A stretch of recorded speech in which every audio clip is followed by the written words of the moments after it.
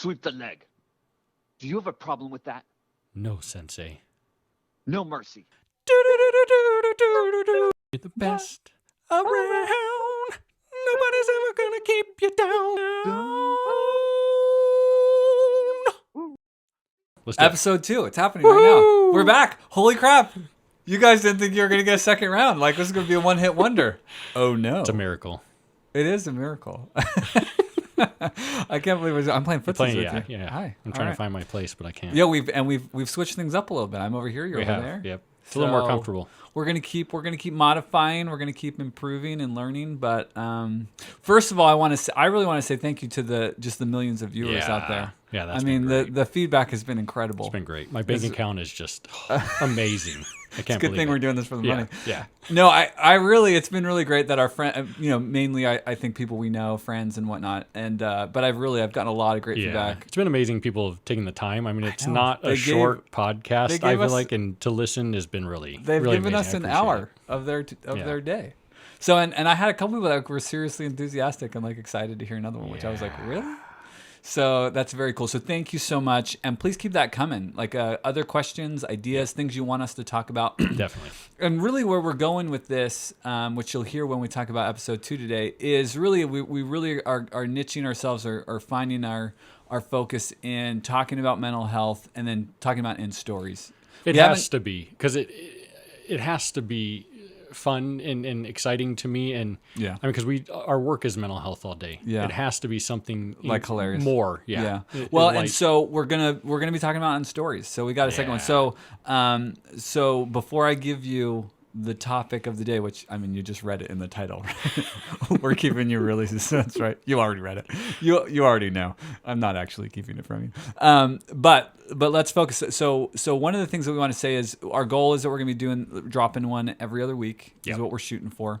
The video will come out after that, maybe about a week or so. With we've got an extensive team behind us. They're a little slow, so. You're not many people tons. We have a whole team behind us, and got to do something with all the money we're making. And Michael is his name, so that's doing all the technical stuff. So it takes a decent amount of time to do all the editing. Take a little time. But there's going to be opportunities to support us if you're really digging us, and if we can up our game, which I really have started to visualize some goals that I think would be cool to get to. So. We'll talk about that to come with Patreon and stuff like that. But so we're going for every other drop, and then we want to interview some people. Like I know some just amazing, fascinating, fun people that have other YouTube channels or authors, and there's some other people that I just know that are just fantastically interesting people that we think it'd be fun. So we're gonna have bonus episodes where we do an interview. So we're gonna have our thing where we can talk therapy stuff and movies and hopefully have fun. But then we're gonna try and see what it's like to interview. And we've even got some people that are pretty big that we hope. We got 2 people in mind. I'm not gonna say it because I'm gonna sabotage you. Like, you're not getting that for and then we never fall. Right. But we know some people. Those that know 2 people some are John and I. It's our alternate personalities. Right? We should maybe do that. We could. An alternate personality, a DID episode. We could what was the show? The M. Night Shyamalan Ding Dong? Split. Was that the one with Split? the dissociative? DID. We definitely have to talk. Now that we started talking about different movies and things we were shooting around topics, and we're and then we started just this long list of. I'm so excited for us to talk about some of the shows. Lots of topics. All right, so are we good? Should we just jump into today? Let's do it. So today is Quest Kid. Yep. We're talking about learning to know thyself. Yes. Love thyself. Yep. Through the lens of the Karate Kid. Now, this is a beloved movie for me. Yes. I freaking loved Karate Kid. So as a kid, so I grew up in Vegas. If anyone doesn't know, it's desert. Not much grows there. Seriously? Yes. I know. What? Yeah, it is surprising. Honestly, I'm sorry. I'm going to offend some people here. I think Arizona's so... the Arizona area, that whole area I went through there once, it's ugly. It's just brown. It was I love the heat. Oppressively hot. I don't even understand you. It is brown. So Vegas, Vegas has trees. The Strip, it brings in a lot of diversity within plants. But anyways, my story. Yeah. So I still love Karate Kid. And growing up, I always wanted a bonsai tree. Dude, I always wanted a bonsai tree. We didn't even talk about this. I did too. I had one. I've Did had you? two. I've killed them both. They're dead. had one. And I don't it have. didn't last long. No, I'm gonna try again. I'm doing it again. My mom found one. I think it was a guy in the dirt on like a corner, right? Because there's no grass. It's just all dirt there. Like, wait, hold on. She selling found bonsai trees. Oh, okay. I thought in the wild. like Miyagi. Yeah, like she found Miyagi like standing in the corner. Actually, my best friend growing up, his uncle was Miyagi. No, he's not. Like in real life. Like he was a Miyagi. Actually, it was his great uncle. He was like a mentor, like a karate No, it was guru. Miyagi. No, it was. I don't. What's the actor? Pat. Something. That was his uncle. Horrible. I'm gonna have to IMDb. Okay, look it up while I'm telling my story. Yeah, you keep talking. So yeah, she found a guy or just anyone from Vegas. They always have the people on the corners just selling stuff. It's only in Vegas. Just in Vegas. It's only a Vegas thing. Thank you for clarifying. So there was a guy selling bonsai trees, and she bought me one. It had a blue vase, nice. And that's awesome. I was so in to like becoming the Karate Kid that I basically cut it down to just the stump because I was trying to get my inner chi, right? I was trying to you trusted your inner too much vision, and nope.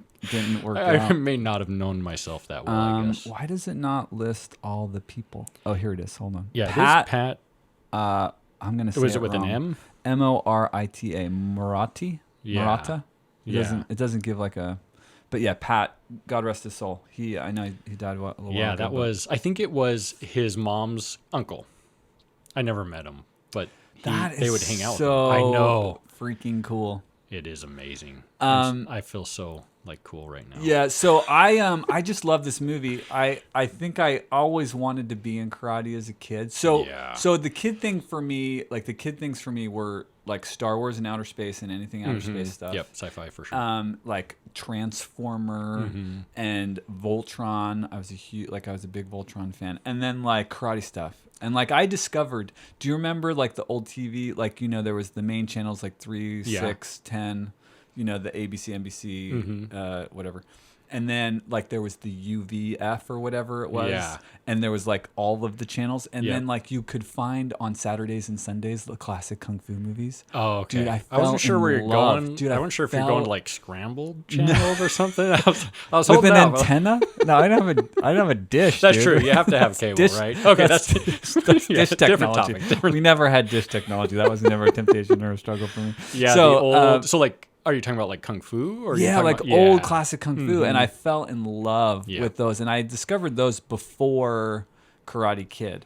And so I just loved Karate Kid. I just loved Karate Kid. I had seen Bloodsport, a lot of the Van Damme movies. That's where he's showing off his backside and where he's naked, and after he punches, he maintains the hold for 20 seconds while he's screaming. What's the one?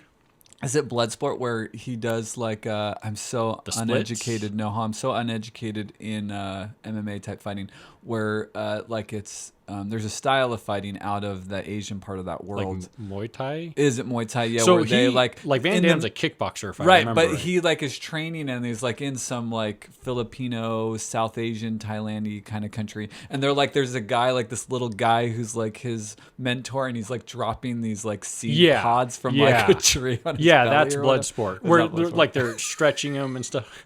Hey, it's Van Damme. Van Damme's awesome. And then Chuck Norris. A lot of Chuck Norris movies. I never watched Chuck Norris, but there was another one that I was a huge fan of, where it was the U.S. American team they put together. Oh, Best of the Best. Oh, holy cow! As a kid, Best of the Best. I watched it the other day. I watched it with Heather, and I was like, oh man. It wasn't as awesome as I remember it. It's so bad. As a kid, I was obsessed with Best of the Best. I watched that one with, I think it was with Nicola maybe. No, it might not have been that one. But then there was the one with the black kid who was super proper, and he went to this Asian guy that was his trainer, and then and there's like a dance Like the lady. new Karate Kid? No, it's like this What? dance lady, and he has to like go on this quest and like have somebody like he has I to don't learn. know. Oh, I'm gonna have to look that one up while we're talking. This is old. Old. It was from that same era, and he like don't got the know. glow. He like had the glow, and he had to like figure out how to like.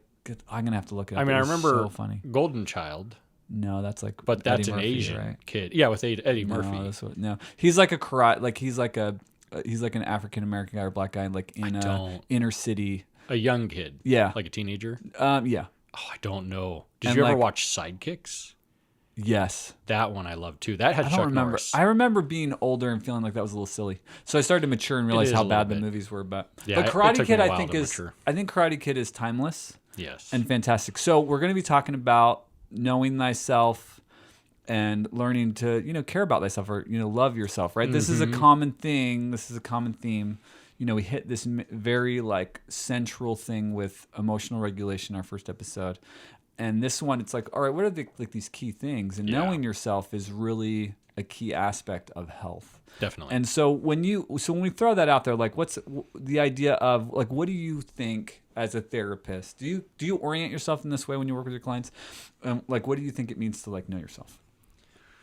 Well, I mean, I think a lot of things, but I think knowing myself, I think to some degree has to do with attachment, right? So am I securely attached? Am I not? How do I perceive events, right? How do I perceive things, interactions in my life? Do they weigh down on my worth or my value, or am I able to regulate? Am I able to deal with those things without allowing them to play into my value or my worth? I think some of those things come to your mind. So Yeah. attachment is an aspect. So when you're thinking about clients and how their confidence or their sense of resilience, you're jumping to attachment thoughts.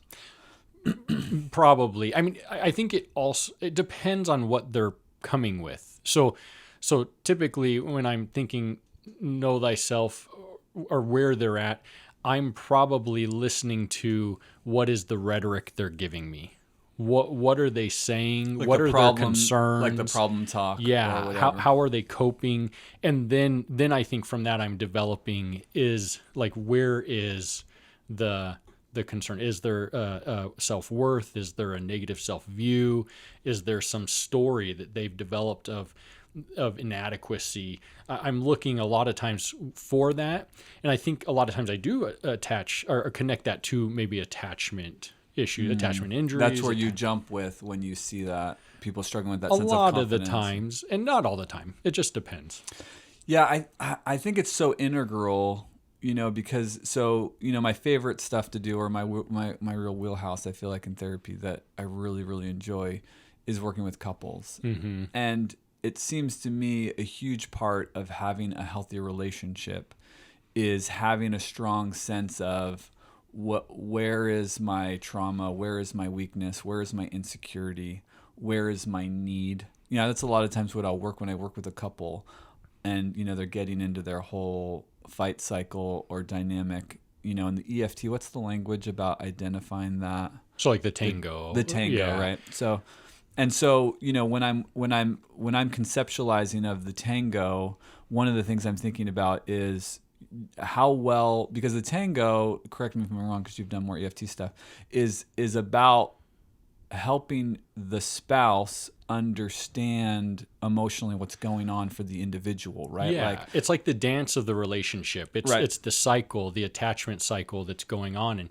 helping that come to life so that we can see that, hey, maybe it's not the anger that's really the issue, or the criticism, the pokes that are the issue, but maybe there's something underneath that. The Maybe there's rejection. pain and hurt underneath that. And if we can bring that to the forefront, which is scary, right? That's not the it's easy terrifying. part.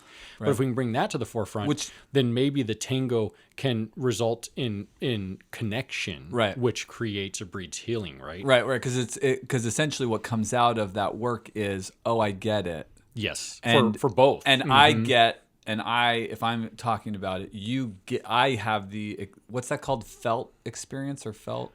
Yeah. So You know what I'm talking the about? felt sense of security or Mhm. something like that, right? Mhm. And so it's like this idea of I have the emotional experience that you get it, Yes. right? Yeah. And so that's what you're negotiating for in this fight cycle, right? And so, before I had any exposure to EFT, I was noticing like, okay, well, if I'm going to communicate what my need is, or that's what we're fighting about, right? Is Yep. we're fighting about me trying to get my needs met. But like if I don't know Exactly. what I need, like if I don't Exactly. know what my problem is, Yes. it's so funny.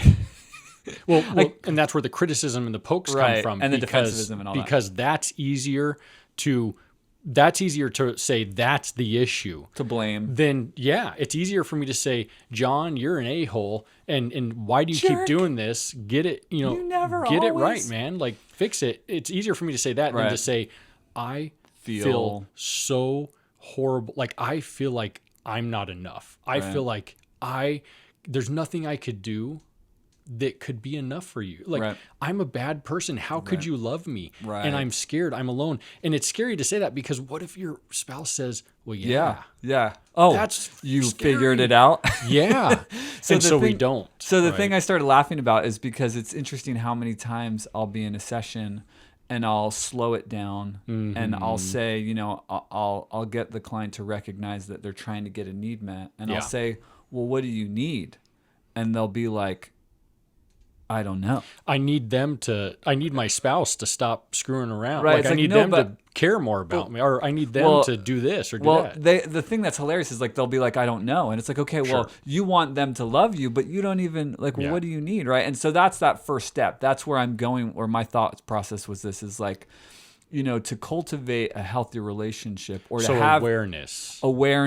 of what is my thing. Sure. Like what is my wound, or Yeah, what is my that's insecurity? good. Because here's the thing, like we are all going about projecting that all the time. Yeah. Right? Like this is something that was, I guess I can talk about my marriage. Hopefully my wife can criticize me later, I guess. But, but like, I came to realize that at some point, like, oh, I feel so my thing, I'll just be vulnerable. Like my thing is like feeling invisible. Yeah. Right. Like, growing up with the family struggles that were in my family, older brother, parents got divorced when I was a senior in high school. And so like feeling like I wasn't seen, that I wasn't valued. And so I feel invisible. And so there are these times in our relationship and like I'm feeling invisible. That's coming up because of whatever buttons are being pushed for me, insecurity or stress of, we were poor or struggling in graduate school or whatever it was. And so I project that and go after my wife for a need, but like I have to realize, like, is that about the relationship, or I'm feeling stressed somewhere else in my life, and then I'm going to the relationship and projecting that insecurity, that fear onto the relationship, and there might be something going on in the relationship that's relevant to, but not like the way that I describe it to the clients. It's like, okay, you're feeling abandoned, right? And you had a fight and your spouse like went out the door, right? But like how much of that pain of abandonment is about what happened in this moment? Like you were going after him, like he was getting angry and he decided to like step out of the conversation, and maybe he could have said, which would always be good, I need to take a break for a minute. Can we come back in a half an hour? I'm going to go out. I can't do this right now. But, so then, I feel abandoned. He left. It's like, but you feel abandoned too. Like you're getting divorced. Nobody ever is there for you. And it's like, well, you had a fight. He just, he needs a half an hour to chill out so he doesn't say something stupid. He realizes that. But you're feeling it to a 10, but what is going on is like a 4. Right. Yeah. And so it's this notion of being aware, like, where is this coming from? And that's often where we go back and dive into, well, what's going on for you? What's your history here, right? Yeah. Understanding what is your self-view saying, and what are you believing? What are you believing to be real? And are you able to differentiate or to notice that this is maybe a self-belief versus what's actually happening in the relationship. In the relationship. So what have you seen in counseling that are like the barriers to when clients really struggle to see, like, you're trying to help them connect the dots, right? Like between like some abuse that they've been through, maybe they've opened the door to some kind of history. So pain, for sure. It's so painful, so scary that it's just not something that they can get to. Like, you really have to, what we call, build that window of tolerance, right? Get them to a place where they can feel safe. And so as a therapist, you try to do that with them, right? So I try to engage the spouse or whoever, if it's whatever it is, the person, because I'll do it individually too, depending on the issue. Try to engage and then develop that safety. And you do that through like empathic conjecture. You throw out like, hey, it's this or it's that, or, you're don't trying you to love that guess, when, basically. right. Or trying to, don't you love it when they tell you no to every single thing? Oh, yeah. And for me, I'm just cueing in, okay, it's deeper. And it's hard as a therapist because sometimes I'm like, maybe I am not there. Maybe I'm wrong, especially if it's a constant, no, that's not it. That's not it. I'll have some of that in my back of my mind, that second guessing. I have to be like, no, you know what? There's something there. I can feel it, but I have enough hours with couples or enough hours with individuals to know it's got to be there's one of something these. there. It's got to be one of these 6 things, right? And so you try to get in, and so it's amazing. It's really beautiful to me when you finally get the crack. So, and the crack is usually emotion, right? It's usually crying or tearing up or just a pause. And that's because that's what they're paying us to do. Yeah. They're paying us to make them cry. Yes. That's the whole point. You go to therapy, so your therapist, if you go to therapy and you're never crying, you're wasting your money. Yeah. It's like you didn't earn your money today. You can't make me cry. There's some truth there. Like, I feel like if I got some good emotion out, then I feel like, okay, maybe I did something right. Yeah. Especially if you just leave them hanging in their pain. Oh, good, you've cried. All right. Yeah, if they leave happy, I'm like, we didn't do a good job. Yeah, maybe we don't need to meet anymore. That's one of the things that I don't know if people get about therapy. It's like, if you're doing good therapy, like, you might not enjoy it. Yeah. Like, it might be really gets painful. worse before it gets better, right? It's so funny. I had a client call me the other day. I hadn't seen this client in a long time. And the client called me, and I'm trying not to use to keep it as vague as possible. Yes. Try not to use pronouns. And the client was like, I'm really struggling. I'm having a hard time, and I'm stuck. And I knew if I called you that you'd help me, talk about what I need to talk about or get in. She's like, oh, dang it. All right, it's a she. I guess that's 50-50. You're not going to figure out who it is. But, and she's like, I've really enjoyed the process, but she's like, but I hate having to come talk to you, because it's so emotionally painful. And it was wonderful. And, because I was so glad that, she had a good experience with the relationship, that she knew that, we could have a good discussion, which it was. But I appreciate that, right? And I think that's an important thing to understand, that, like, good therapy doesn't feel good, because it's sometimes for some folks, I think oftentimes good therapy requires good self-care. In between, right? It's just like someone who is active in some type of sport. If you are active, if you are training, you have to have good recovery. Otherwise, your body deteriorates. Well, but also great metaphor, because it's going to be painful, right? Oh yeah, it is. It is. And it's going to be even more painful if you don't do good recovery. And we're back to young. Yes, we are. Right? Were we at young in the beginning? I don't remember. He's I loosely quoted the statement from The Road Less Traveled that all mental illness. Was that in the last session or this session? No, it was. Oh, this isn't the session. What do we call it? This is a podcast. Oh, it is a session now. We're doing therapy now, are we? No, I don't want to do therapy. We talked about this. We're just talking. I'm not doing therapy for you today, dude. Gosh, every time. I just want to hang out, and you're like, will you do therapy? No, I'm just joking. So, no, the idea that all mental illness is the avoidance of pain, of discomfort, right? Mm-hmm. And so, this is one of the things about life that's really hard, is that to really grow, the sports metaphors are fantastic. You've got to be disciplined. You've got to do regular work every day. There's suffering involved with growth. I mean, there's just no way around that.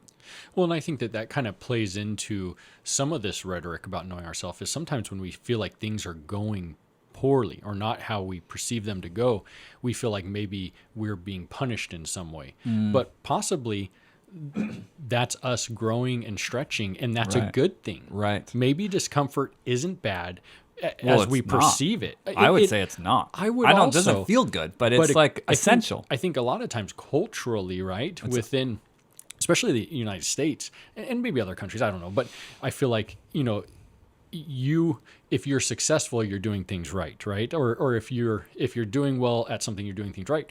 And I think that maybe discomfort is not that you're doing things wrong, but that you're actively growing and progressing, and that maybe that's a good thing, even though it's not comfortable. The social work. This is your phrase. I'm not a social worker. Lean into the discomfort. Yes, lean in. Embrace that discomfort. Yes.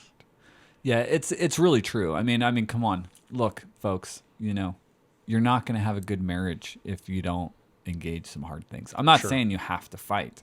And if you are emotionally mature enough between the two of you to not argue, good on you. Well, but it's just like you got to go there. Like you got to talk about the hard things, or you got to, you have to figure it out. Well, and isn't that really wherein comes the real beauty and blessing of a marriage? Is what's connection, so cool about it. Connection in those tough times. Yeah, like we paid a price, and to be able to find connection within that is so powerful. Cool. It's cool. It's more.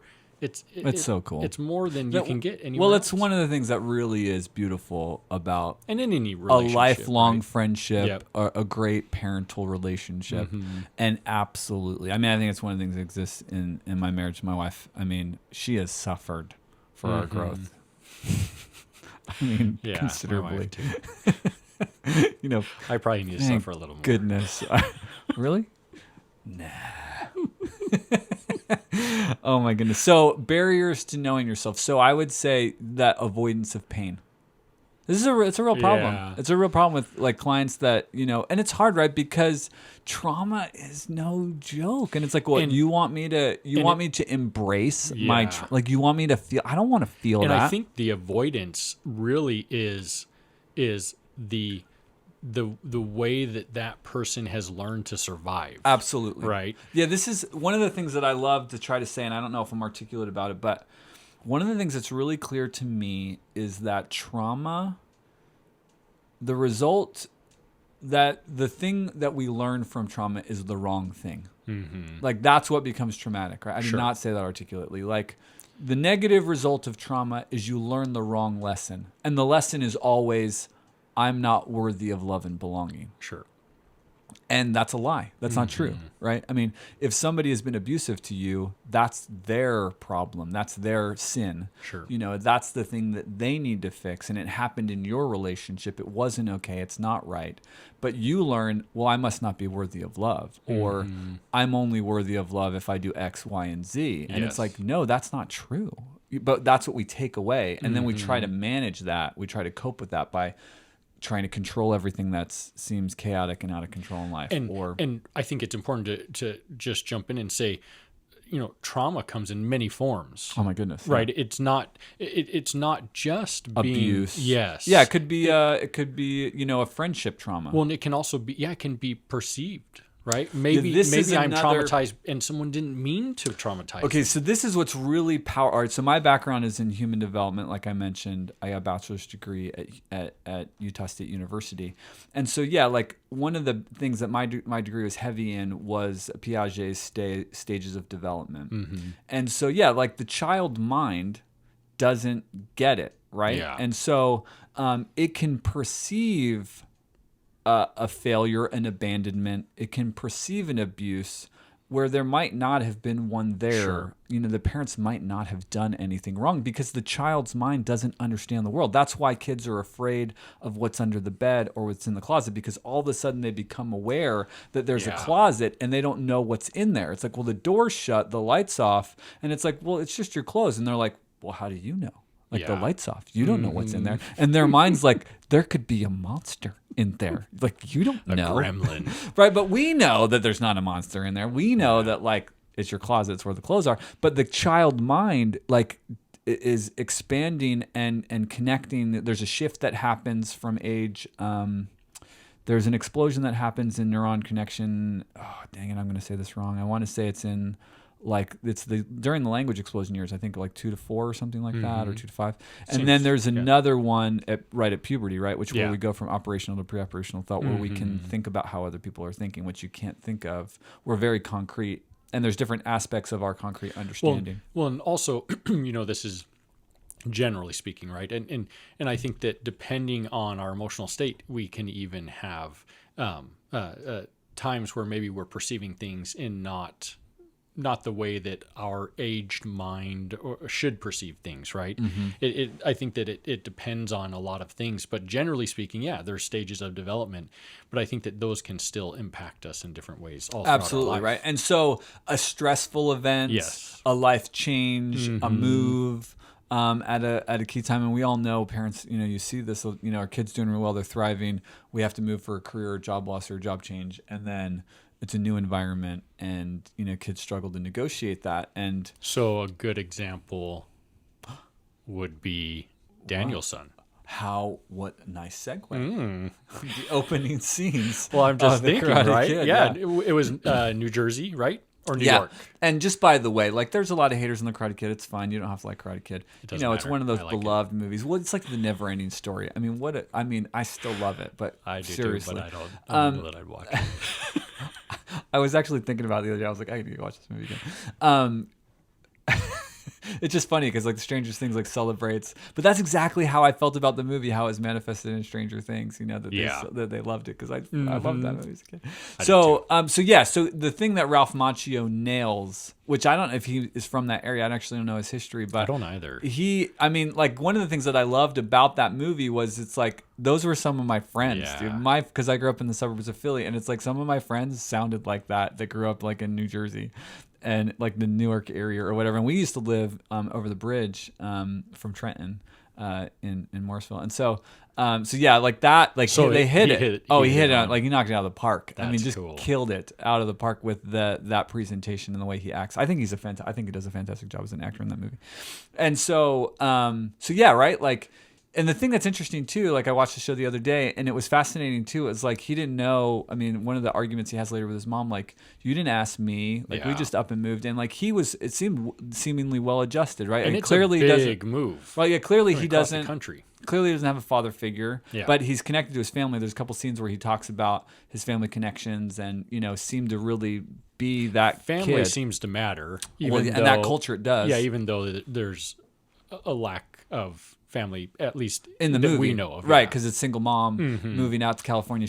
We don't know, she's run away from something. She wants. Yep. I mean, allegedly she's got some computer job, but then she ends up at like some restaurant as a manager, and it's like, what's going on there, right?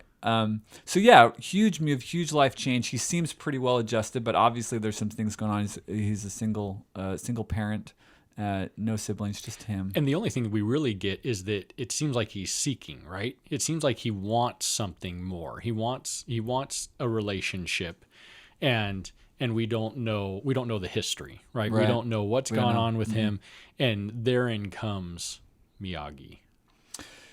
Yeah, Which is yeah. I mean, like as a kid, Dude. I was like, man, can I get a Miyagi? I want a Miyagi. Can I get a Miyagi? Well, all the movies I liked were like those kinds of movies. Like there was a quest for the Sure. the characters going like Goonies or Vision Quest or what's that movie with Kevin Costner, the cycling movie? Oh, I was gonna say we should do that one. I don't remember, but I always loved that one as a kid too. It's like That one the is Hell good. of the I West. Can't remember. That's the bike race. Is the Hell of the Yeah, West, I and can't Cannibal. It's remember. supposed to be Eddie Merck, and I'm forgetting the title right off the top of my head too. I That's can't not good. remember. So like all these movies that I like were these like mentor movies, these Mm-hmm. quest kind of movies or whatever. I mean, that's relative to development at that age where you're like, well, who am I? Where am I coming from? Like what's important to me? Yeah. And so obviously like done some karate or whatever. He gets in this situation with the girl, and Yeah, Elizabeth Johnny. Shue. Which I know they've rewritten. So you've watched the Cobra Kai's, and I hear they're really Yeah. good. But it's like they tell like I watched the movie, and I'm like, okay, I haven't watched Cobra Kai yet, but like this guy had some serious problems. And he's like grabbing the girl, and he's like being pushy Yeah. about like, well, why don't you talk to me? She's like, dude, it's over. Like, there's Well, nothing to talk about. I think that Johnny Lawrence definitely. I mean, you see it. He's seeking approval from from Sensei Kreese, right? He's seeking approval Well, from and that John guy- Kreese, which well- you can. I mean, you think Johnny's bad? He's a great guy. He's got his act together. I mean, I was watching the movie this time. I'm like, what parent drops their kid off at that dojo? No mercies for the weak.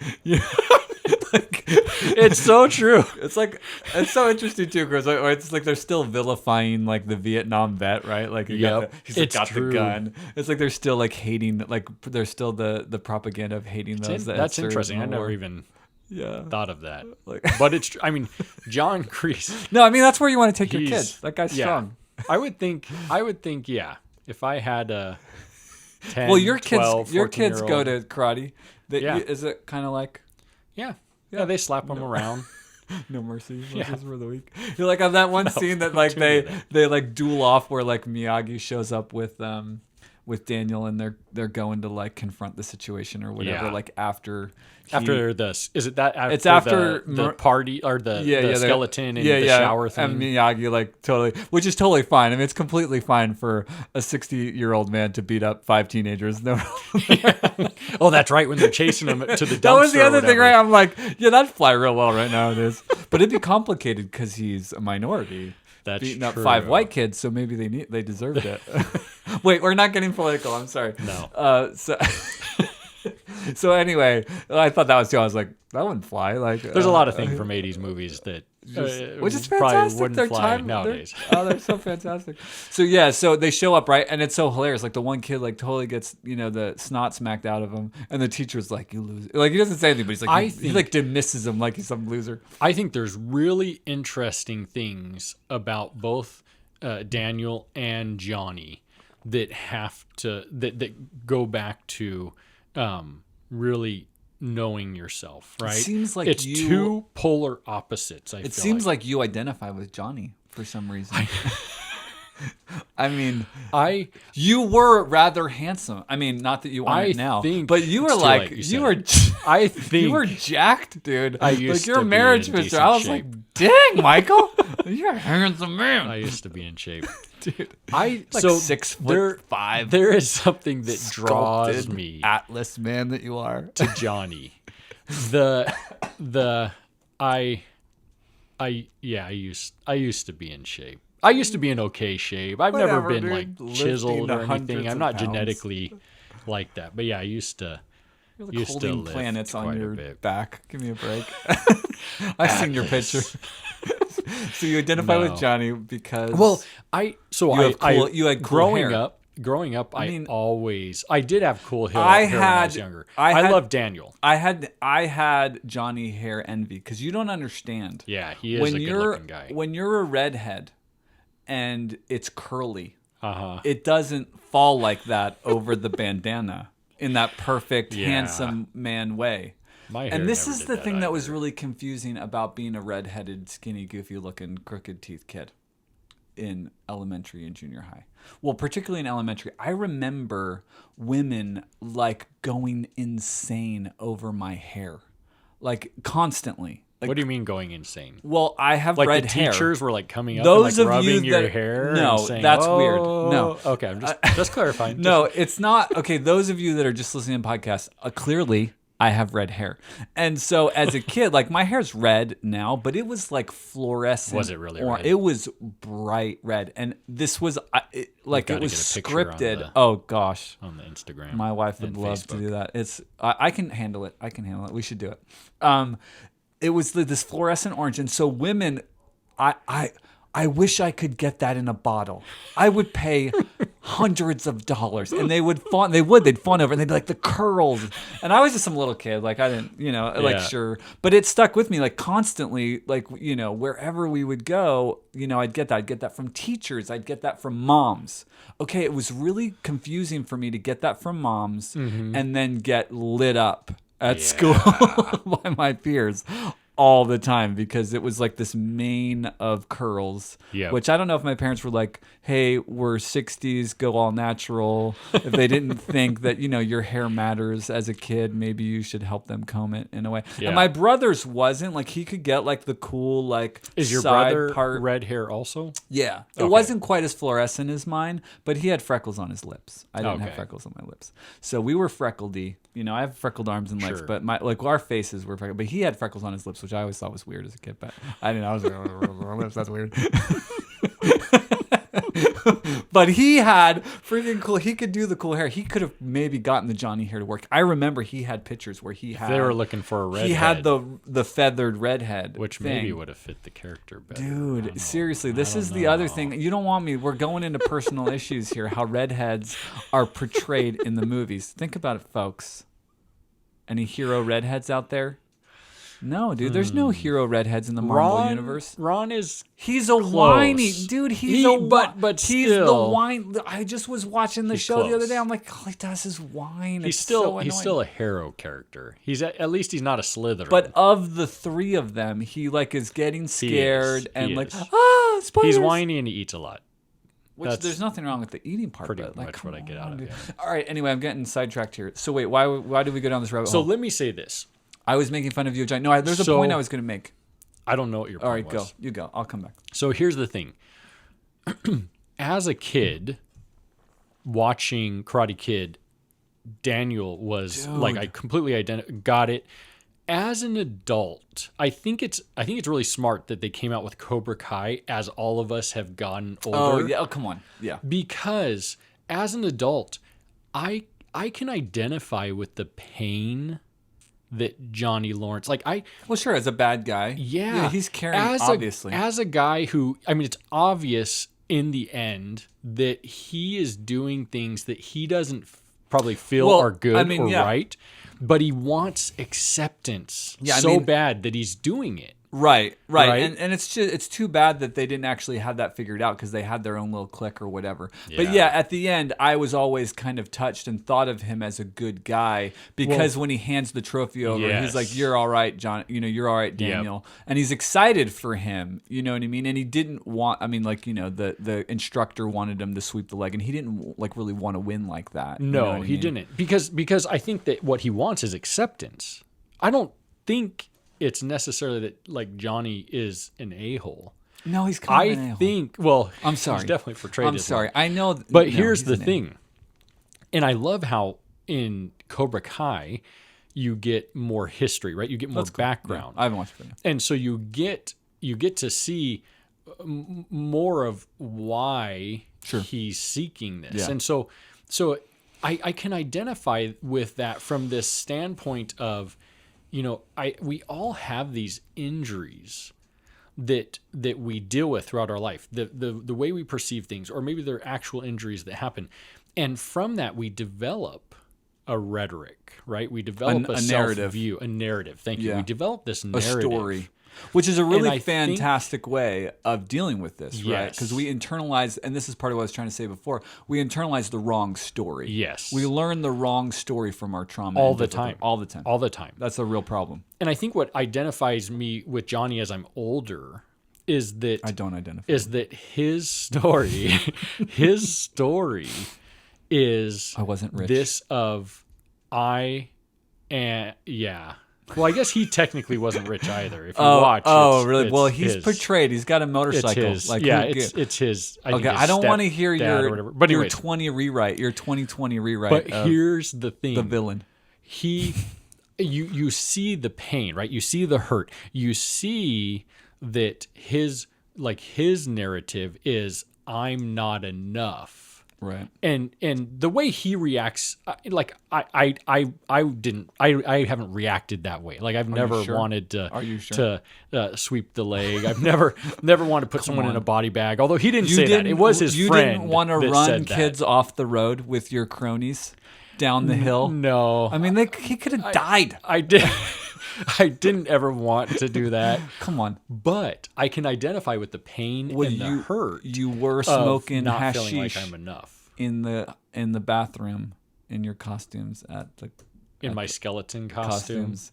So I know I appreciate that you have a soft heart. It says a lot about your character that you can be gracious and embrace the rewrite of Johnny. Identify with right. that part, right? I Your villain identify, part. not that I approve, No, I got but I identify with, talking about knowing thyself. I think that's his issue is Right. he doesn't. Well, and and because of that, he does Right. things that then, and this is what I see all the time, that then it's like a self-fulfilling prophecy. Right. It escalates. Yeah. And then he does these things and he probably looks and says, well, there's the proof that I'm an a-hole. Right. Right. So I'm staying on Yeah. this court. I'm doubling down. How often do we see where someone's in so much pain and instead of saying I'm in pain, they criticize or they Right. poke. Oh, sure, And I'm then guilty. what happens? Self-fulfilling prophecy. Yeah. And that's what I love about, as I've gotten older, seeing like Cobra Kai and seeing Johnny, like more of the story. It's like, hey, I may not react in the way he does, especially in Cobra Kai, but I can see that in myself and in Right. my Well, clients, the people I work with. Well, and that's a part really of knowing yourself, right? Is Yes. being honest about what you're capable of. Sure. And thinking if this is a little different, and if I did have a mentor like this, Yeah. could I be encouraged in that way? And I think Jordan Peterson talks about this in a much deeper, darker sense of, the ridicule of, let's say, the most gross villain, of the 19th century or the 20th century, that being Hitler. And one of the things Jordan Peterson has said in some of the things I've listened to him that's really disturbing and sobering is he's like, we all want to think if we grew up in Germany, we wouldn't have participated. And he's like, yeah, if you jump to that, like, think again. Like, you're not looking in the mirror and really being honest with yourself about what you would have done or could have done had you grown up on the other side of the tracks, you know what I mean, so to speak, and were put in those situations. Sure. You want to think that you're above that, but if you jump to that conclusion and take moral superiority, you're not really looking in the mirror. You're not really diving into what it means to know yourself and know what you're capable of if you were in different circumstances. You know what I mean? Yeah. And Jordan Peterson what is his background? He's like a psychologist or psychiatrist? He was a psychologist, so he was at Harvard. He taught at Harvard, and then he was at Toronto University. He's a very he's become, not by any desire of his own, a political figure, so to speak. Okay. I think he's one of the smartest people on the planet in regards to. From what I gather, which I don't want to misrepresent him, but what I've heard is that. From listening to him is that he became fascinated with why essentially why would people become tyrannical, like what causes that, like how did that happen, and I think as a way to try to understand that, to also stand against that, because we're talking about the Cold War era, right? Well, like his next study should be Johnny Lawrence. Clearly, I'm sure he would spend a great deal of time. Would like feedback. He who? Jordan Peterson? Yeah, I'm sure. We could tell him. Yeah, I'm sure that Johnny would Lawrence go. should be the next go. Absolutely, like he should review and discuss. He's a little bit more highbrow than Karate Kid, I think, but I'm sure he's not above it. Maybe he's seen the movie and liked it. I don't know. He doesn't typically talk about. He talks about like Nietzsche and boring Jung stuff. And, no, I actually really enjoy. I don't think he's boring. You should check him out. So let's I want to view so Daniel, let's get back to Daniel for a second. Sure. And the journey or what we see, because what does it mean to know yourself? And maybe some people can take away from some things of how important this is, right? Because I think it's essential. So what helps him? I think that's helpful. So because not everyone has a Miyagi, right? We should though. So we should. And I think that that's kind of part of it, right? Finding Miyagis in our life, because they're out there. What are the things that you feel like Daniel learns? Yeah, what are some key things that help him to know himself? Because definitely if you're going to compare, he gets there well, I don't know, any of us completely get there, but he figures it moves out. along Right. much quicker Well, than he Johnny. becomes Johnny the doesn't hero. move at all, really. I mean, well, it's the hero's journey, right? I mean, Sure. he gets the girl. So- he wins the big Yes. trophy. Yes. He got a car. I mean, you know what I mean? Like, pretty yeah, cool car. Yes, A yellow convertible, right? Dude, it was so awesome. I wouldn't have picked the yellow car. I know, there was a lot of cool There was cars. 4. I would have picked the small one. I had a thing for like small cars when I think there was a truck, if I remember right. That's what he drives around. Oh, that's what But I would wasn't have one taken of the the truck. 4. That wasn't one of the ones offered. He was Yeah. offered the 4 in I would the. have been like, come on, Miyagi, I want the truck. Like, I want the truck. You take the convertible. Yeah, I'm sure. Yeah. So, So, yeah, so what I do you think, think? So I think one of the really key scenes is after the villainous Johnny and his cronies run him off the road on his bike while they're in motorcycles. He's got a pedal bike, and they come after him. He's just like coming home, and they're like, "Hey, what are you doing?" And they run him off the road, and so he gets down, he crashes, and his bike's all jacked up, Yeah. and he throws the bike, and he, Yeah, that's before Miyagi gets involved, right? this That is scene. how Okay. this is how the introduction or how the relationship starts. So Mhm. Miyagi's in his little work shed hideaway, Oh, yeah. and he hears it all, and Daniel throws the bike in the thing, and and he grabs it, and so like the next day or a couple days later, it's like on his front porch and it's all clean. And so I think he puts 2 and 2 together. He goes down there, and one of the things that happens in that initial interchange, and it's really the thing that I that's so wonderful about it is it's so mysterious, right? Like Yeah. Miyagi's so mysterious, right? He's this Mhm. sage guy, like in his little, like he garage guy. I was He's gonna like say a she shed, but he's like a wise right. Everything about him is mysterious and wonderful Yeah. and foreign and He's like a interesting. Yoda. Yeah, he's exactly. That's what I love Yeah. about Yoda, right? So it's wonderful. And so he's in there and he's like clipping away at a bonsai tree, which is like, Mhm. what the heck is that? Like that's a thing. Like I don't know anything about Asian culture or art or anything, right? And he's he's clipping away at it, and he just gives it. He's just like, do it. Yep. And he's like, well, and this is I was watching it the other day, and it really struck me. He's all like, well, because he's like, well, I'm going to do it wrong. And he's all like, because he tells him to look at the tree. He's like, well, how do I do it? And he's like, well, just look at the tree and then visualize how you want it to look. Like, he says it in his broken English or whatever, which makes him sound all that much more wise and mysterious.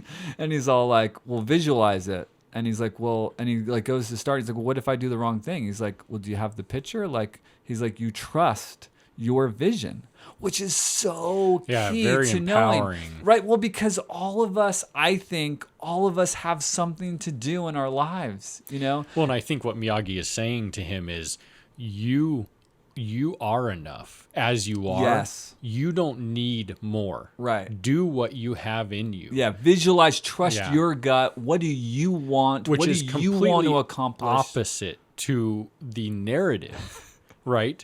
That Of his life, that- or Johnny? Are you jumping back? I think complete opposite to the narrative that most of us feed Gotcha. ourselves, right? Yes.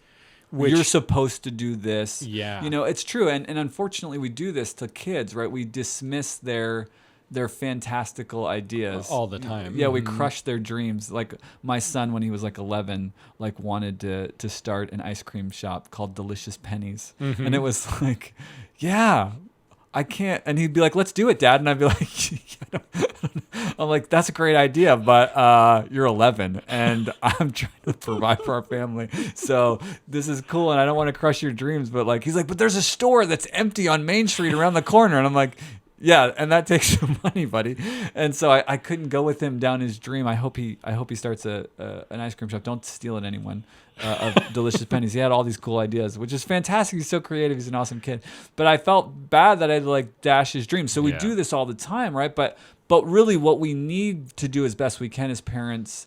And what we need is for people to believe, right? But it's tough, right? Because some of it is childhood Well, and nonsense. it's hard to do that as a parent if we struggle to know it for ourselves, right? Absolutely. Yeah. Right. Or if we're just trying to survive, like a single mom, right? Like she can't offer that to him. Yeah. But this sage old man that like doesn't care, he's outside the norm of life. He's this guy from this other place. Well, and I he can think- really guide and instruct him in this kind of unique way. And I think I think oftentimes, we have this narrative that we're not enough, we're not good, and then maybe like with the ice cream shop, we have to be a little real with it, Right. and then we look back on that and that might feed the narrative Of, that I'm I not didn't good do enough. enough. Yeah. I should have done more as a parent. I Well- fell short. Well, I think and the truth of the matter is, no matter you're matter how good of a parent we are, we have to. that's dash. going to happen. Yeah, it's going to happen. We're going to 'Cause they have make a- mistakes. That's not the issue. Or it's just not,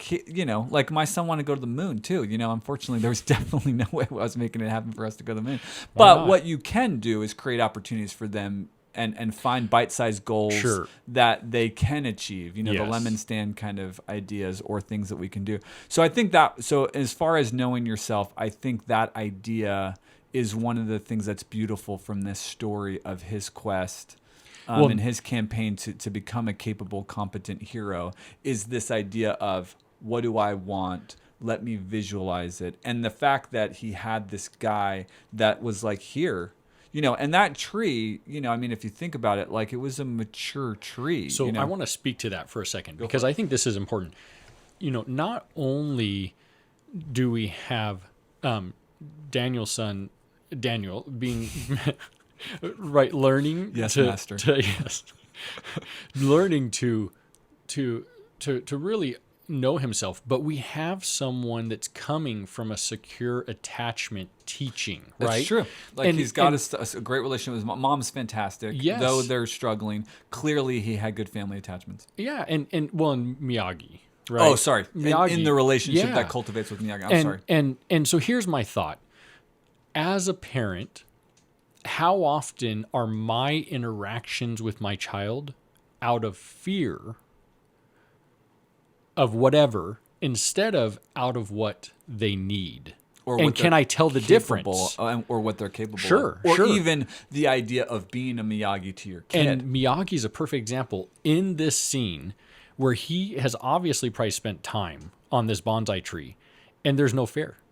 He's like, here. Because he cares more about Daniel. Yeah. He has enough vision and we as maturity. parents care, right? Right, but- it's not the care; it's the fear that is from our own insecure attachment, from Sure. our own misunderstanding of our self-worth, our identity, that then trickles down to our children inadvertently. Right. We're not bad because parents. of our We're own not trying. fears. Yes. Or our own sense of waste. And so you see a perfect example there with Miyagi, where it's not fear. So for me, I would be like hovering. I'd be like, oh my goodness. Well, gonna mess you it want to up. cut it probably right there and maybe right Don't there. cut your finger. Yeah, and be careful. Right. It's That's a sharp tool. Because that fear comes from a place of, am I enough? Right. Right. Or- Miyagi's securely attached. What does he Right. do? He's like, here, go So- at it, man. So then the idea also too is one of the ways that we mess up or we don't like it, like I guess what I'm trying to say is this idea of that we don't want anything bad to happen. Sure. And that comes, you're suggesting, Because from of bad. Yeah, from please, a please. place of insecure attachment Yes. versus like I can have a tragedy and come out on the better side of it. Because it's the self-fulfilling prophecy once again. If something bad happens, The bad then thing's to gonna me, happen. that means I am bad because Right. I caused it to happen. Right. And that happens as parents, right?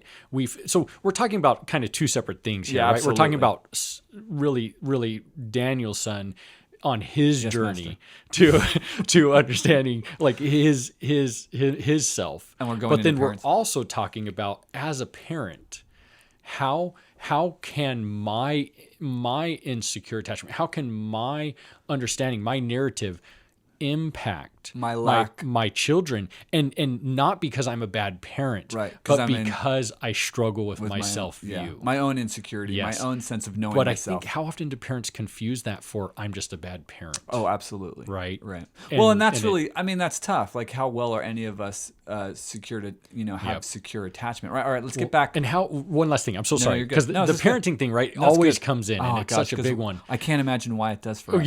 yeah, exactly. Well, I mean, you have 3 times the number of kids I do, but the thing is, with this, I think that oftentimes culture, right, fuels this bad parenting type thing where I easily will look at someone and I'll have a thought of, man, why isn't that parent doing this or doing that? And it kind of fuels this, I'm an inadequate parent. But the truth is that it's not that you're a bad parent or that you're doing things wrong. It's that you're struggling to see your own self-worth, your Yes. own divine potential, and that's limiting your ability to do what your child really needs you to do. Yeah, it's hard. Which is like, hey, that's all of us, by the way. It Like, is. I'm It guilty is. of this. No, as well. of course. Yeah, we just Okay. don't. Yeah, you know what I Yep. mean. So, all right. So Yeah. let's get back Please, to let's these get back. key Yeah. aspects. No, let's keep going. I love it. It's such a beautiful point to make and to self-actualize or to internalize or to be aware of that my insecurity of self becomes where I can inhibit. And I'm afraid of a failure for my kid, right? Yeah. Because that's just it. Like Well, we it creates can't, a generational, right? well, and we have to. This is a major problem in our culture that we share, and in American culture of perfectionism and this Yeah. idea of like it's bad to fail, and it's like, Yes. dude, it's not bad to fail. Like I understand it doesn't feel good. None of us want it, but like you can't be great at something unless you spend 40,000 hours doing it. Karate Kid is an example. Like he can't be, I mean, even though it's a short amount of time and it's a little magical at how good he gets, which we can, acknowledge it's movie magic. But I mean, didn't he have to paint the fence Come on. or again Yes. or something? I mean, or what was it? There was something he wasn't waxing well, right? So he wasn't waxing off very good. Or but here's the thing. Failure is really not failure. Exactly. Right? This is exactly it, right? But if you have that insecure attachment, which is such a great point, then failure is failure instead of failure is a learning process. And failure is more than failure. Failure is I'm bad. Bad, exactly, right? It becomes the internalized idea, Yeah. which is really the heart of shame, Yes. which we've got to do an episode on. The heart of shame being that I'm not worthy of love and belonging, Yeah. right? And so if you have that, then you're scared to go into the world. Yes. Because there's going to be naysayers. There's going to be Johnnies. I Yeah. mean, they are real and they're out there and it's painful. I mean, the rejection that Daniel goes through in the beginning of the movie is the new kid that shows up. He gets invited. Yeah. There is some connection. He's on the beach. He's being encouraged. The girl's giving him eyes. He goes over. It goes well. And then, it blows up. With the villain Johnny, Yeah. and social pressure and Johnny needed a Miyagi. he did not have a Miyagi. He did not have a Miyagi. No mercy.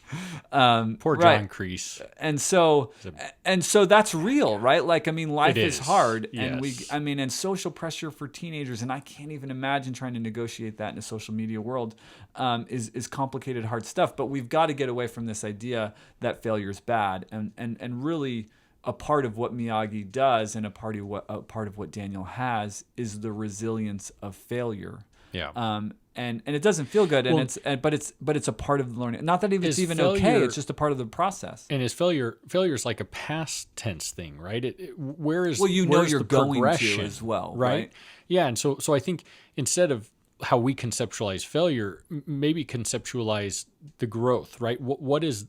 How is this progressing me? Like if I am successful in something, I'm excited, right? I'm like, oh, okay, now what am I gonna do? But shouldn't failure create that's or really breed interesting. excitement too? Why? Like, It's what can I interesting. do next? Like, how can this help me? Anybody move forward? that has any sense about them understands that you can't have success without failure, right? Like if you Yes. take a minute and think about it. So why is failure such a big deal or so bad in our culture and society, right? Like, I mean, that's seriously Well, like, and that gets into we can know something, but do we believe it? right? Right. And there's a difference there between, well, I can understand that, just because I did this doesn't mean I'm a bad person, but do I believe that? Do I believe that I'm not a bad person because this happened?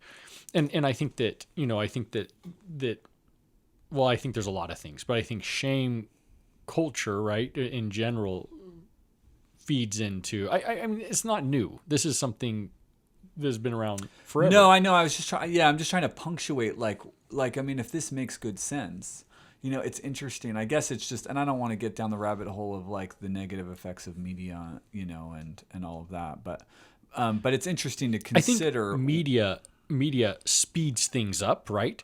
But I would say that there's been shame. There's had to. I don't of know. course. I don't know No. for sure, but I would think there's been shame. I think in part these of it things too. present I think for a long time. to boil down one of the aspects of why media is problematic in furthering this idea that failure is not okay is because media doesn't necessarily celebrate that process, right? It's just like the flashy, big, beautiful body, lots of money, lots of fame. Yeah. Like that's so celebrated, and the whole story is not told, right? Like any incredible athlete will tell you, like if you listen to like our era was Michael Jordan, right? Sure. And so like, come on, dude, Michael Jordan was ridiculous, right? Like he was such iconic. I didn't even care one bit about basketball, but I watched some Bulls games and knew a little bit about Michael Jordan and know a little bit about him now. But one of the things I have done that's fascinating to me that I do is I'll watch interviews and stuff with people that have been,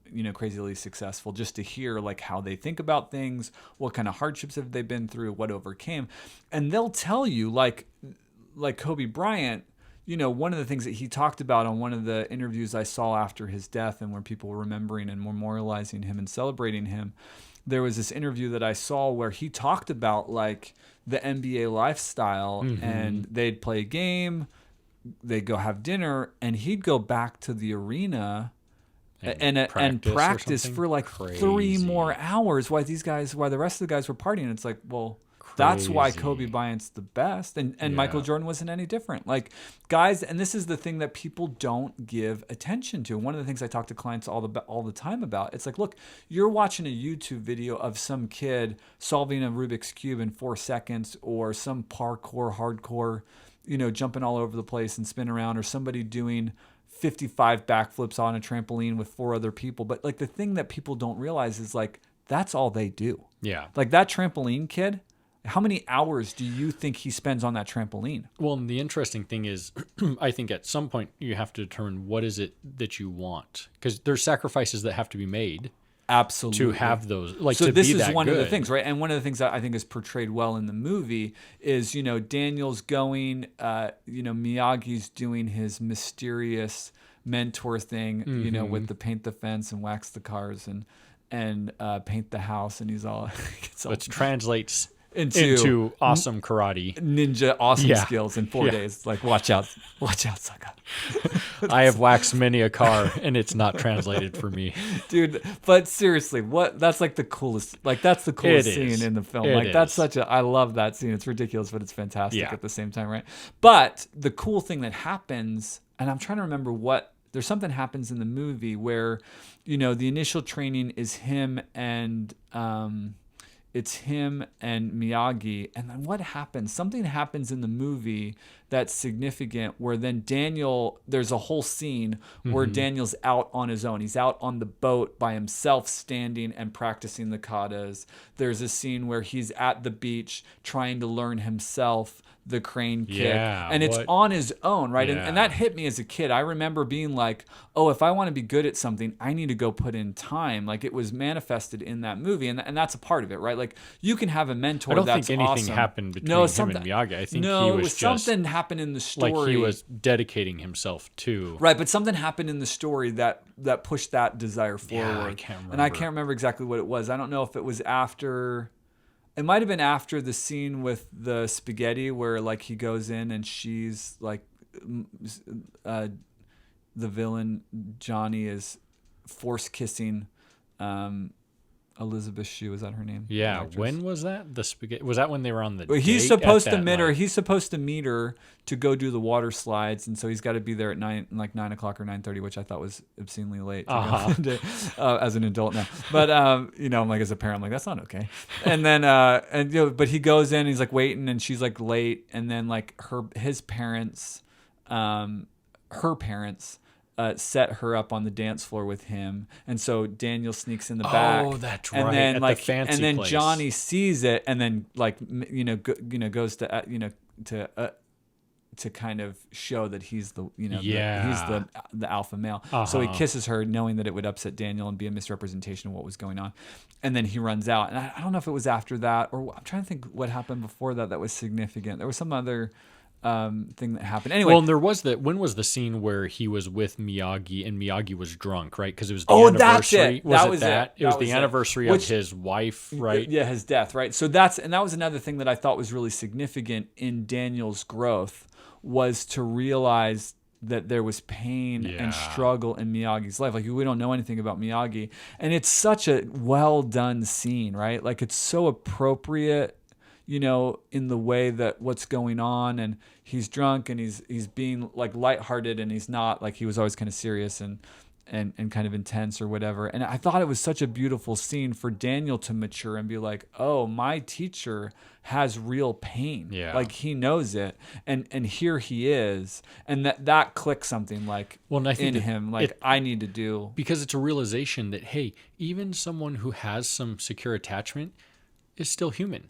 Yeah. Right? It's not perfection.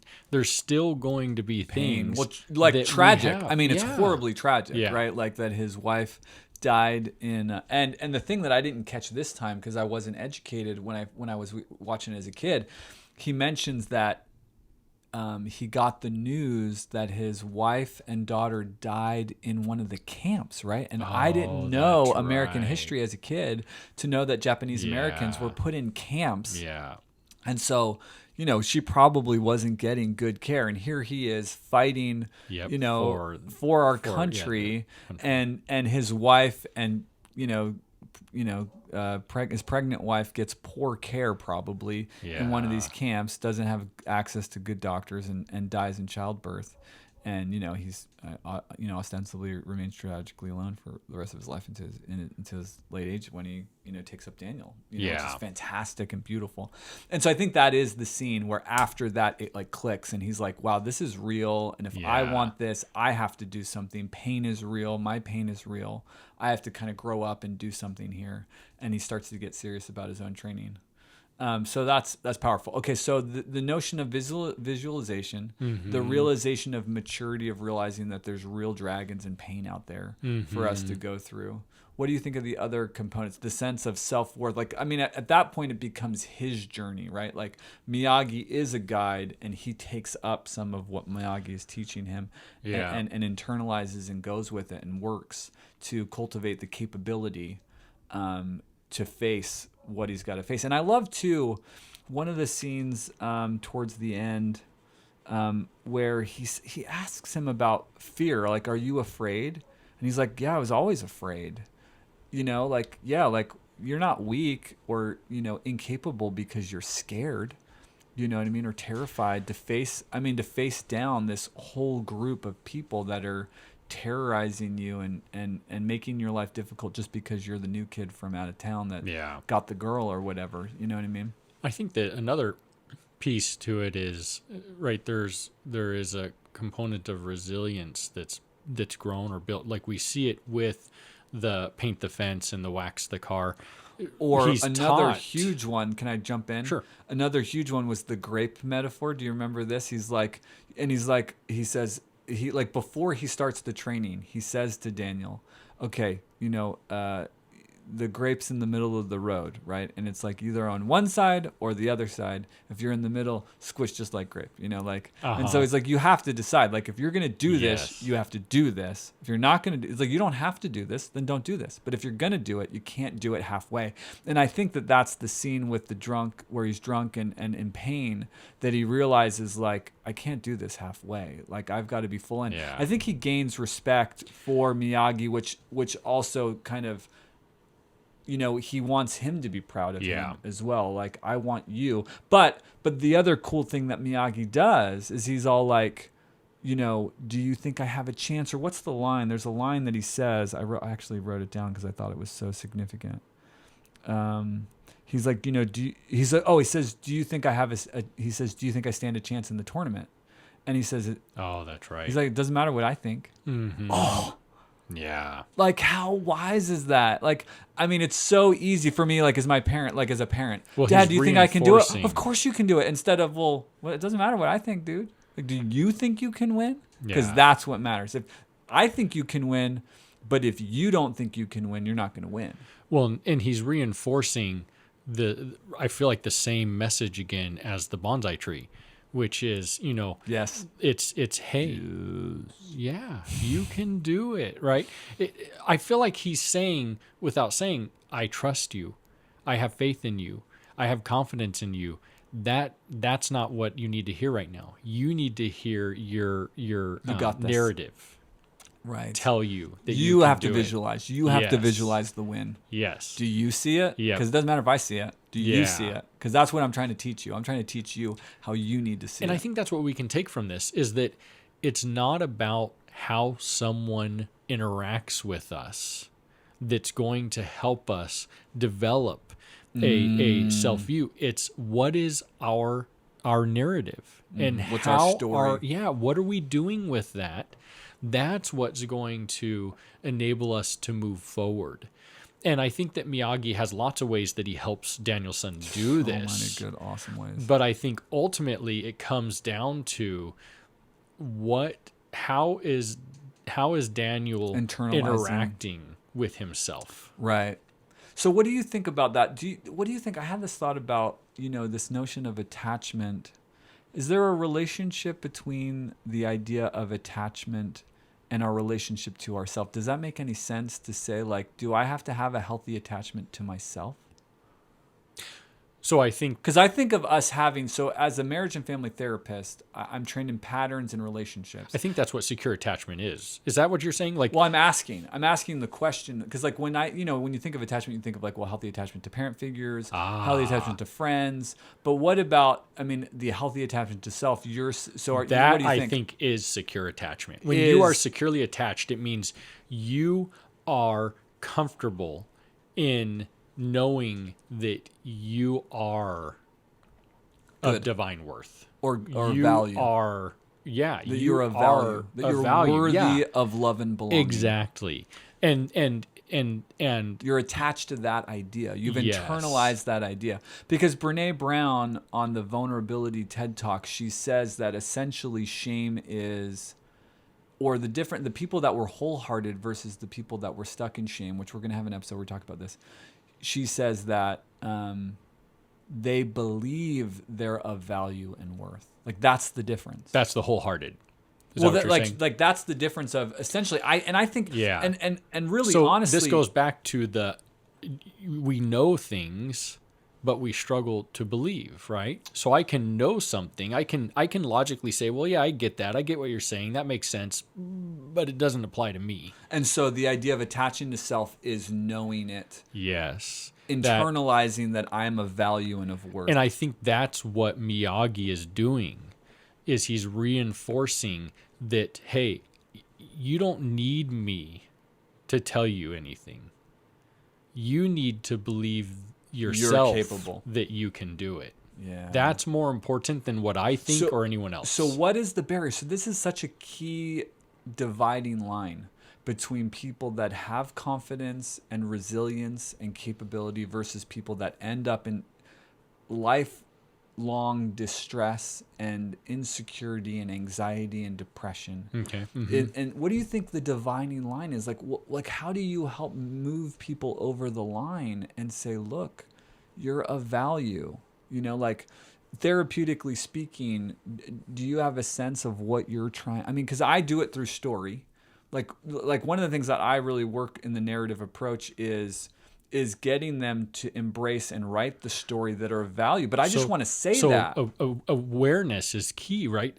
Do you recognize that this is a rhetoric or a story or a narrative that comes from a place of perspective, from injuries or from incidents? You mean like the abusive figure? Yeah. And do you see the cycle? So that's all a frontal lobe thing, though, right? It is, right? It is. So when I have an interaction with Heather and I have fear, and that fear comes from a place of, I feel like I'm not enough. I feel like I'm bad. I feel like I'm falling short. And then I react with criticism. Right. Heather, why didn't you do this? Or Heather, people, why didn't you do that? Or people that disengage. Yeah, or John, why didn't you, whatever it might be. Right, or if someone it depends, right? Yeah, what some is people the disengage. trigger? Yeah. And so or the response, right? The flight response. Yes. Or the freeze. Some people just shut down. Yeah. Or some people escalate Exactly. and attack. Exactly. Right. This is, and I'm trying to connect this back to our first episode because helping people understand why that's such an important concept of emotional regulation. Because when you're in fight or flight, you're not going to be. Well, you're going to be in the belief system, that narrative, and it's going to feel real. The negative one you're saying. Yes. Yeah. And the traumatic more narrative. real it feels, the more it cues your brain into it's true. It's true. And so And then what you are you see trying to things do? that affirm the truth, right? Like Johnny. Exactly. It's self-fulfilling because I just was an a-hole to Heather. Therefore, I am. It's a-hole. true. I'm an is. a-hole. Look. But that's not what was really happening. Right. I was in pain. I Right. was hurting. I just said something that was false. Right. I didn't say my truth. Well, right. I didn't say the truth, and I'm acting from a place because whatever we learned from the abuse or the abandonment or the unkind peers isn't true. The truth. So the lie is that I'm a bad person. The Not truth worthy is of love. I feel so scared and alone and inadequate, and I don't know how to say that. That's the truth. That's impossible. It's so That's the truth. So you're the way saying- I'm feeling. Not that I am those things, but I feel those. So ways. is your approach in therapy then is to work to get people to articulate that? Yes. And so first you have to really develop, or you have to identify the cycle, right? What's happening. You identify the primary emotion, which takes the longest, right? Trying to get them to see what is the emotion No, I mean most underneath times the it criticism. just comes right up. They want to just say it. Yes. That's why That's the therapy's so hard- short. It's so hard for me to be patient. I'm not. I'm gonna just And be this I'm, type of therapy is very patient. It's I'm not gonna fast. just be honest that that's not my strongest point. Being patient with people. I'm like, look, let me just tell you what it is. Let me just tell you what you're looking at right now. I think that's. I call it think going that's- for the jugular. I That's think what I that's say to my most clients. I'm style, like, I'm and sorry. you can do that, but if try you to go warn too them. quick, I then go quick. it does. may not work. So It you just have doesn't to sometimes. see They what fire me helps or what. often. But you're not one session like I am. I'm the one session king. Sometimes, maybe So- some percentage of time. So I think that's for me.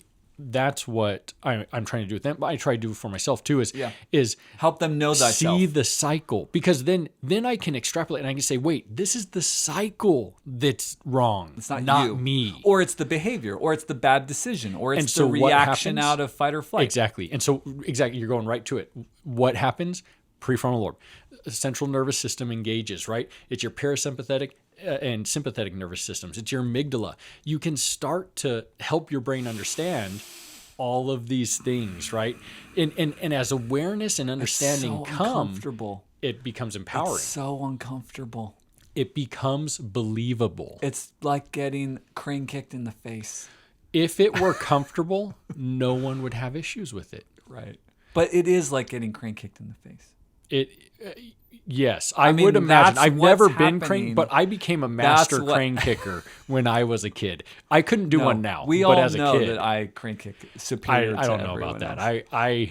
I was It's in pretty the video, legit. dude. Come on. That So- and pulling a sword out of my back, which was really just a wrapping paper roll, and saying, "I have the power." Or sometimes by the power of Grayskull, but it depends on what type of mood. Which is kind of dark. I have the power. That's kind of dark. He-Man, man. So let's Teenage Mutant Turtles was always key for me, but He-Man was good too. glorious. So let's tie this sorry. together. Let's hit the points, Okay, right? So okay. the idea of knowing thyself is this notion of visualization. Okay, yeah, I'll go with that. And it's really the dividing line, folks, is this notion of, am I of worth? Am I worthy of love and belonging? And I'm not. And if you believe that you're not worthy of love and belonging, if that wound is there, Yeah. don't believe it. Even if you've done some horrible thing and made a really horrible choice, we understand that you've made that choice from a place of distress. Doesn't make it okay. You're responsible for the choices that you made under duress. But we understand that you made that from a place of duress. Be honest with yourself about it. Look in the mirror and don't excuse it, but be aware of that trigger. Know what that's about. But it's not true that you don't matter. It's not true that you don't belong, or that someone doesn't care about you, or that And you're just not capable. question it, right? Just Yeah, question don't it. believe it. Don't give in to just its fact. Try to question, could it be this? could it be that maybe there's another reason I feel that way, but it's not actually true? Just try to question it. Yeah. And that can open up your mind to accepting something different. Sometimes if we just try to force it, right? And that's more that CBT mentality is try to prove wrong, try to force. No. And there's nothing wrong with CBT. There's got to but sometimes you've got to be gentle with your mind because your mind is and very your rigid. Your soul, right? Yes. Because you've built up that wall. Yeah. For a years. reason. For a reason, right? But take the blocks out of that wall. Mm-hmm. And I guess I'm inviting you to dare to believe that idea that you're not worthy of love and belonging isn't true. It's not true. Yeah. So you've got to visualize. You've got to find a story. You've got to take a look at your story and be willing to get it in order so that you can see where you made bad decisions or where others made bad decisions out of fear, like we've talked about, and that's affected you. So that visualization is key.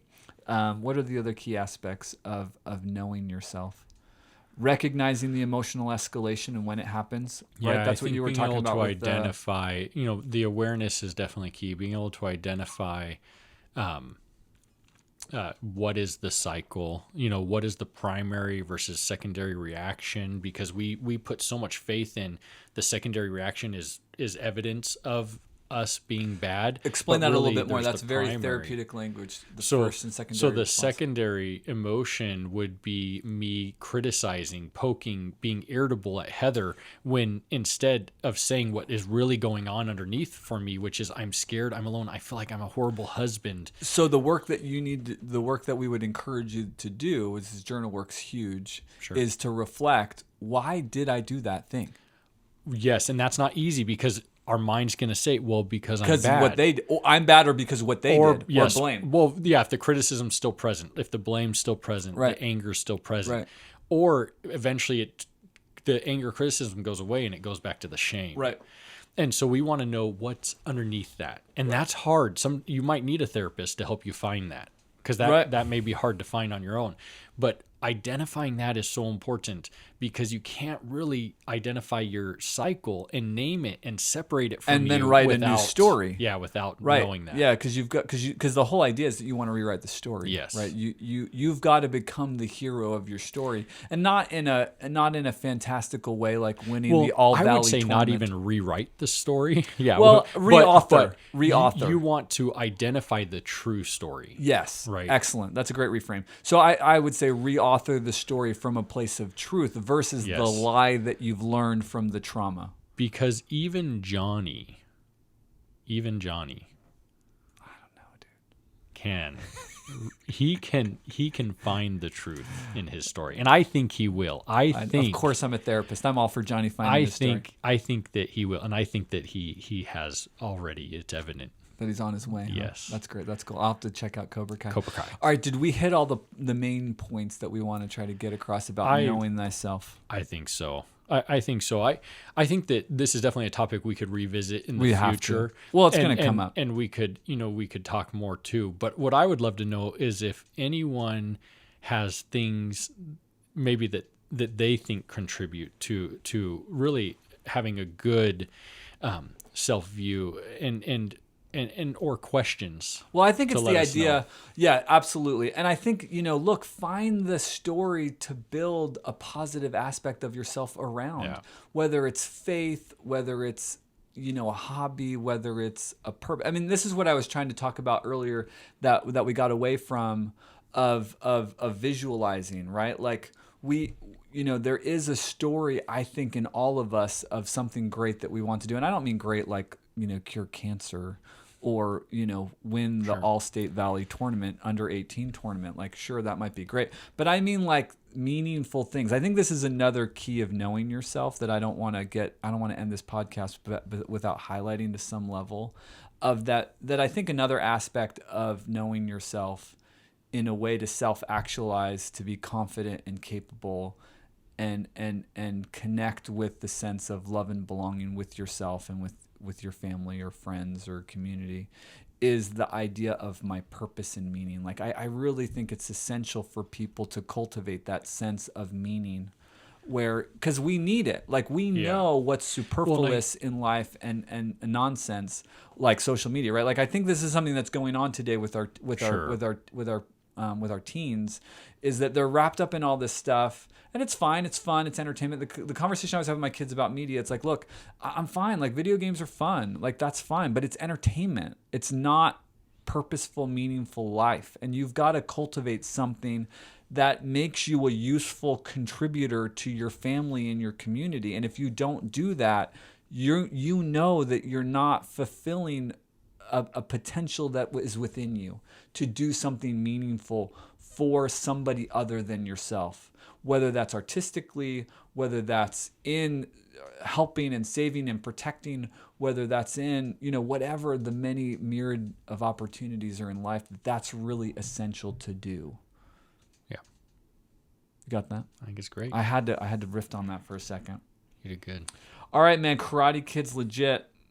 Thanks, all. Don't sweep the leg. Don't sweep the leg. No. Or put anyone in a body bag. Unless you're like a coroner. I don't know who does that. Who does body bags? Coroners? I guess so. Maybe like paramedics. Around. Never gonna let you down. You're the best around. All right, Thanks, folks. all. Good times. Come see us again. Leave a comment. Leave a like. Ring that bell. Thanks for being with us. Bye. See you.